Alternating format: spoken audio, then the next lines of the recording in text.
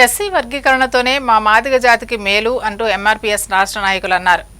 SC వర్గీకరణతో మా మాదిగ జాతికి మేలు ఎంఆర్పీఎస్ రాష్ట్ర నాయకులు అన్నారు.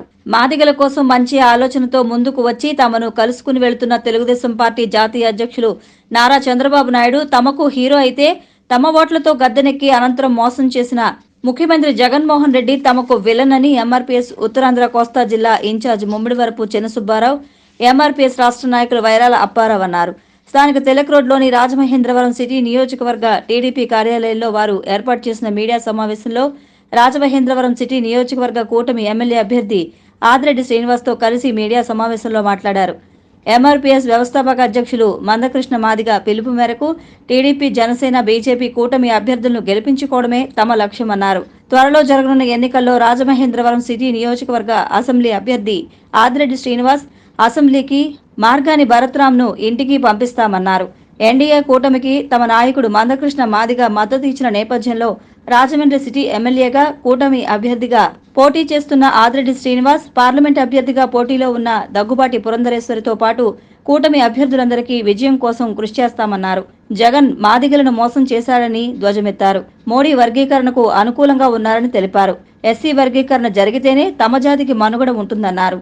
జగన్ను కలుసుకునేందుకు కృష్ణా మాదిగ 3 నెలలు వేచి చూసినా ఆ అవకాశం ఇవ్వని దుర్బుద్ధి జగన్మోహన్ రెడ్డిది అని మండిపడ్డారు. చంద్రబాబు నాయుడి హయాంలో మాదిగలకు న్యాయం జరిగిందన్నారు. 30 ఏళ్ల క్రితమే మాదిగల అభ్యున్నతి కోసం చంద్రబాబు నాయుడు మంచి ఆలోచనలు చేశారని గుర్తు చేశారు.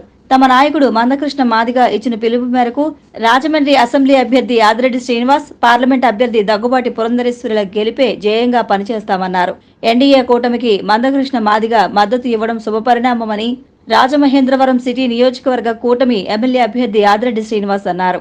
ఎన్డీఏ కూటమి అధికారంలోకి వచ్చిన తర్వాత వర్గీకరణపై కానీ, సంక్షేమ పథకాలు కానీ, ఎస్సీ కార్పొరేషన్ నిధులకు చట్టబద్ధత కానీ తదితర అంశాలపై ఎన్డీఏ కూటమి ప్రత్యేక శ్రద్ధ తీసుకుంటుందన్నారు. జగన్ ఏలుబడిలో మాదిగలకు తీవ్ర అన్యాయం జరిగిందని ఆవేదన వ్యక్తం చేశారు. మీడియా సమావేశంలో ఎంఆర్పీఎస్ రాజమండ్రి టౌన్ ఇన్ఛార్జ్ రాంప్రసాద్, ఎంఆర్పీఎస్ రాష్ట్ర కార్యదర్శి డాన్ సూరి మాదిగ, వైరాల రమేష్, రాచర్ల సుధాకర్, కొల్లి శ్రీను, రమేష్, పెద్దపూడి ఎల్లారావు, ఎర్రా ప్రతాప్, యజ్జల శ్రీను, తేజ తదితరులు పాల్గొన్నారు. జగన్మోహన్ రెడ్డికి మాదిగులు దూరంగా ఉండాలో చాలా వివరంగా కృష్ణమాది గారు అన్ని విషయాలు చెప్తూనే ఉన్నారు.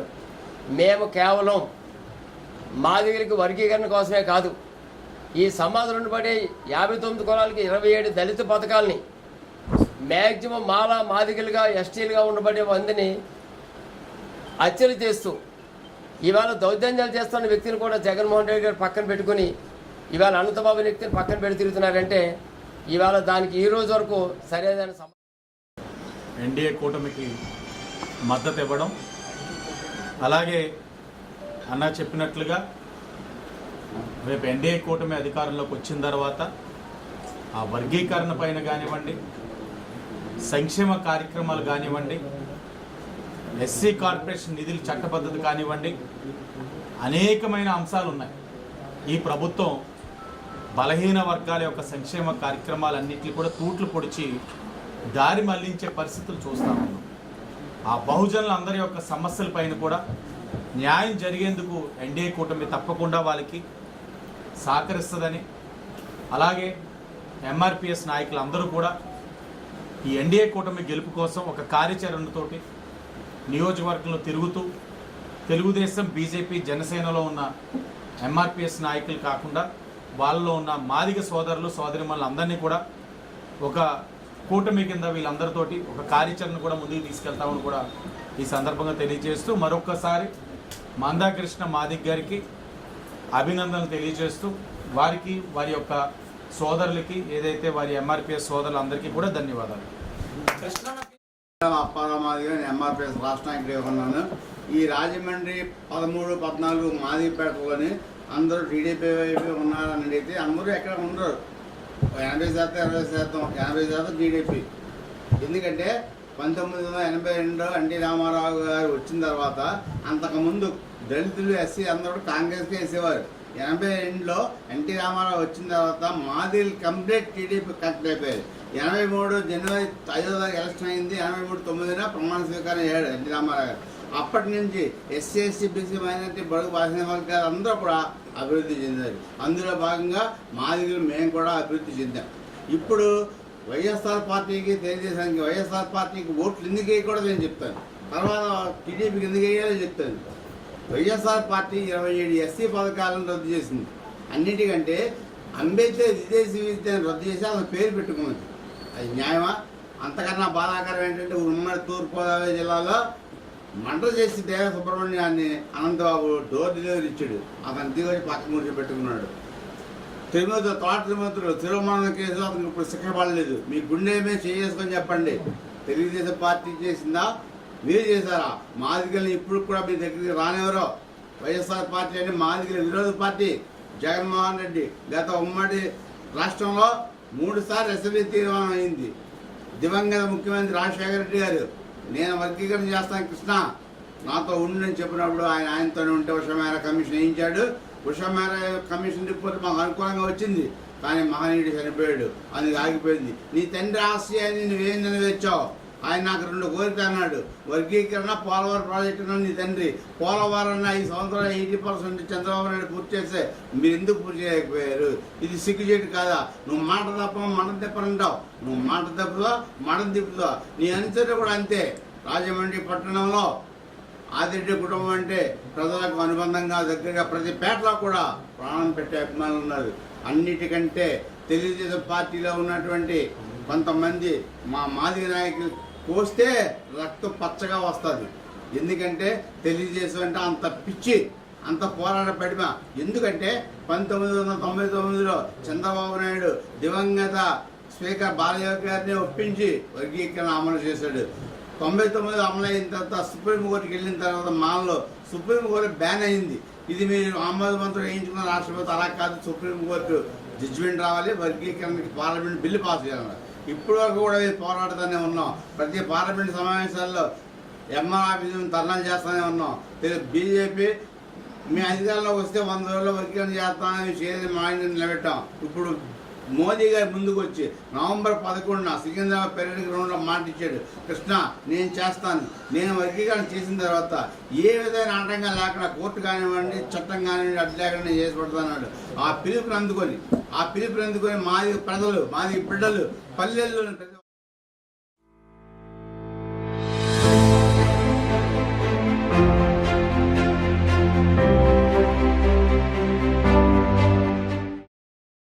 శాండ్, ల్యాండ్, వైన్, మైన్ ఇలా అన్ని రంగాల్లో పాలకులు కిలాడితనాన్ని చూపించారని రాజమహేంద్రవరం సిటీ నియోజకవర్గ టీడీపీ, జనసేన, బీజేపీ కూటమి ఎమ్మెల్యే అభ్యర్థి ఆదిరెడ్డి శ్రీనివాస్ తీవ్ర స్థాయిలో ధ్వజమెత్తారు. శాండ్, ల్యాండ్, వైన్, మైన్ ఇలా అన్ని రంగాల్లో పాలకులు కిలాడితనాన్ని చూపించారని రాజమహేంద్రవరం సిటీ నియోజకవర్గ టీడీపీ, జనసేన, బీజేపీ కూటమి ఎమ్మెల్యే అభ్యర్థి ఆదిరెడ్డి శ్రీనివాస్ తీవ్ర స్థాయిలో ధ్వజమెత్తారు. రాజమండ్రి స్థానిక 38వ డివిజన్లో బీసీసీఎల్ అధ్యక్షులు బుడ్డిగ రవి, బీసీసీఎల్ రాష్ట్ర కార్యదర్శి బుడ్డిగ గోపాలకృష్ణ ఆధ్వర్యంలో టీడీపీ నగర అధ్యక్షులు రెడ్డి మణేశ్వరరావు పర్యవేక్షణలో ఎన్నికల ప్రచారం నిర్వహించారు. ఈ సందర్భంగా రాష్ట్ర కార్యదర్శి కాశీ నవీన్ కుమార్ తదితరులతో కలిసి డివిజన్లోని ఇంటింటికి వెళ్లి సైకిల్ గుర్తుపై ఓట్లు వేసి ఎమ్మెల్యేగా తనను, కమలం గుర్తుపై ఓట్లు వేసి దగ్గుబాటి పురంధరేశ్వరిని ఎంపీగా గెలిపించాలని ఆదిరెడ్డి శ్రీనివాస్ కోరారు. కాగా ఎన్నికల ప్రచారం నిర్వహించిన ఆదిరెడ్డి శ్రీనివాస్ సదరు డివిజన్లో ప్రజలను కలుసుకుని సమస్యలు తెలుసుకోవడంతో పాటు ఆ ప్రాంతంలో జరుగుతున్న నిర్మాణాల వద్దకు వెళ్లి కూలీలు, మేస్త్రులు, భవన యజమానులను కలుసుకుని ఇసుక గురించి అడిగి తెలుసుకున్నారు. ఈ సందర్భంగా ఆదిరెడ్డి శ్రీనివాస్ మాట్లాడుతూ జగన్ ప్రభుత్వంలో ఇసుక మాఫియా చెలరేగిపోయిందని ఆరోపించారు. ఇసుక లేకపోవడం వల్ల భవన నిర్మాణ కార్మికులు ఆత్మహత్యలు చేసుకున్నారని ఆవేదన వ్యక్తం చేశారు. కార్మికుల ఆత్మహత్యల్ని ప్రభుత్వం ఎగతాళి చేసిందని, కాలం చెల్లి చనిపోయారని హేళనగా మాట్లాడడం దురదృష్టకరమన్నారు. కూలీలు పనులు లేక ఆత్మహత్యలు చేసుకుంటే కనీసం సాయం చేయడానికి కూడా ముందుకు రావడం లేదని మండిపడ్డారు. జగన్ ప్రభుత్వానికి మానవత్వం లేదన్నారు. ఇసుక కొరతతో జరిగిన ఆత్మహత్యలు అన్నీ ప్రభుత్వ హత్యలేనని ధ్వజమెత్తారు. వర్షాలు కురవడం, నదులు ఉధృతంగా ప్రవహించడంతో ఇసుక తీయలేకపోతున్నామని, జగన్ ప్రభుత్వం తప్పించుకునే ప్రయత్నం చేసిందని మండిపడ్డారు. తెలంగాణ, తమిళనాడుతో పాటు ఇతర రాష్ట్రాల్లో వర్షాలు కురుస్తున్నా అక్కడ లభించిన ఇసుక ఏపీలో ఎందుకు లభించలేదని నిలదీశారు. చంద్రబాబు నాయుడు ముఖ్యమంత్రిగా ఉన్న సమయంలో ఏ ప్రభుత్వం అందించని తక్కువ ధరకు ఇసుక ఇవ్వడం జరిగిందని, అలాగే ఉచిత ఇసుక పాలసీని ప్రకటించిన ఘనత చంద్రబాబు నాయుడుకే దక్కుతుందన్నారు. త్వరలో జరగనున్న ఎన్నికల్లో కూటమి అధికారంలోకి వచ్చిన తరువాత గతంలో టీడీపీ హయాంలోని పాత ఇసుక విధానాన్ని కొనసాగించడం జరుగుతుందన్నారు. ఉచితంగా ఇసుకను తరలించేలా చర్యలు చేపడుతుందన్నారు. ఈ ప్రచార కార్యక్రమంలో దేవిన సోమశేఖర్, చిట్టాబత్తిన గాంధీ, నిమిషకవి వెంకటేష్, రమణమూర్తి, వీరబాబు, ప్రసాద్, ఎస్కే భాను, భాస్కరమ్మ, చంటి, వరలక్ష్మి, అమ్మాజీ, సింహ గణేష్, వై సూర్యచంద్రరావు, అధిక సంఖ్యలో కూటమి నాయకులు, కార్యకర్తలు, అభిమానులు, యువకులు, మహిళలు తదితరులు పాల్గొన్నారు.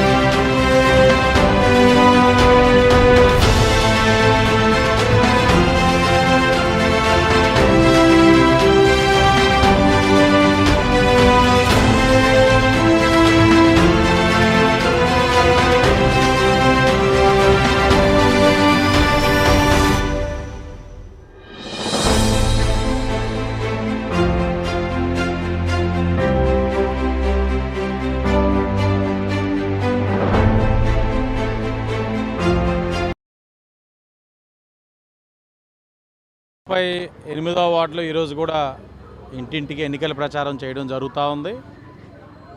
ఈరోజు ఎదురైన ప్రధానమైన సమస్య చాలా నిర్మాణం జరుగుతూ ఉంది. ప్రతి ఒక్కరూ తెలియజేసేది ఒకటే, ఆ నిర్మాణం దగ్గర కార్మికులు, భవన కార్మికులు అందరూ ఉచిత ఇసుక విధానం గతంలోనే చంద్రబాబు నాయుడు గారు అధికారంలో ఉన్నప్పుడు ఏదైతే జరిగిందో దాన్ని కొనసాగించకపోవడం వల్ల భవన కార్మిక వ్యవస్థ ఇబ్బంది పడ్డది. దాని మీద ఆధారపడిన లారీ ట్రాన్స్పోర్ట్ బిజినెస్ కానీ, లేకపోతే జేసీబీలు కానీ, లేకపోతే దాని మీద ఆధారపడిన కార్మికులు కానీ అందరూ కూడా నిరుద్యోగులు అయిపోయారు. లారీ ఓనర్ ఈరోజు డ్రైవర్ అయిపోయే పరిస్థితి వైఎస్ఆర్ కాంగ్రెస్ పార్టీలో వచ్చింది. దాని మీద మీ చర్యలు ఏంటని అడిగినప్పుడు వాళ్ళందరికీ స్పష్టమైన హామీ ఇవ్వడం జరిగింది. రేపటి రోజున ఎన్డీఏ కూటమికి సహకరించండి. ఉచిత ఇసుక విధానం గతంలో ఏ మాదిరిగా అయితే 2014 నుంచి 19 వరకు ఉందో అదే విధానం తీసుకొస్తాం. ఉపాధి కల్పిస్తాం. ఈ లారీల వ్యాపారం ఏదైతే ఉందో, ఇబ్బందుల్లో ఉందో, ఆ ఇబ్బందులు అధిగమించి వ్యాపారం మెరుగుపడే విధంగా మా చర్యలు ఉంటాయని అందరికీ కూడా స్పష్టమైన హామీ ఇచ్చాం. ప్రజలు గమనించాలని విజ్ఞప్తి చేస్తూ ఉన్నాం. అలాగే 38వ వార్డులో చాలామంది ఏపీ పేపర్ మిల్ కార్మికులు ఉన్నారు. వాళ్ళందరూ మమ్మల్ని అడుగుతూ ఉన్నారు, తెలుగుదేశం పార్టీ మీరు మద్దతు తెలిపారు, మొన్నటి రోజున వచ్చి గేటు దగ్గర మాకు బహిరంగంగా మద్దతు తెలుపుతూ అండగా నిలుస్తానని చెప్పి హామీ కూడా ఇవ్వడం జరిగింది. మరి వైసీపీ ఎమ్మెల్యే అభ్యర్థి భరత్రామ్ ఎక్కడ అని చెప్పి వాళ్ళు అడుగుతూ ఉన్నారు. 24 రోజులుగా మేము నిరసన చేస్తూ ఉంటే భరత్రామ్ ఎక్కడ ఉన్నాడు, ఎందుకు రావట్లే? ఎక్కడో వాళ్ళే చెప్తా ఉన్నారు, వాపోతూ ఉన్నారు. కార్మికులు ఎంతమంది ఉన్నారు? 5,000 మంది ఉన్నారు. వీళ్ళు నా ఓటర్లు కాదు, నా ఓటర్లు వేరే వాళ్ళు ఉన్నారని చెప్తా ఉన్నారట. వాళ్ళు అడుగుతూ ఉన్నారు, ఎందుకు రాలా, దురుద్దేశం ఏమిటి, ఏం అందిందని రాలా, ఏ బ్యాగ్ అందిందని రాలా, వాళ్ళు అడుగుతూ ఉన్నారు. అంటే ప్రజలు ఎంత ఆలోచిస్తూ ఉన్నారన్నది రాజకీయ పార్టీలుగా మనం కూడా ఆలోచించాల్సిన పరిస్థితులు వస్తూ ఉన్నాయి. తెలుగుదేశం పార్టీ అయితే మేమైతే చాలా పారదర్శకంగా ఉన్నాం, వాళ్ళకి అండగా నిలబడుతున్నాం. రేపటి రోజున మంచి అగ్రిమెంట్ అవ్వడానికి మేనేజ్మెంట్ వాళ్ళని ప్రశ్నించి వారితోటి మంచి అగ్రిమెంట్ అయ్యేందుకు గాను ఎన్డీఏ కూటమి కృషి చేస్తుందని కూడా కార్మికులకు హామీ ఇచ్చాం. ఇప్పుడు కూడా అదే మాట మీద కట్టుబడి ఉన్నాం.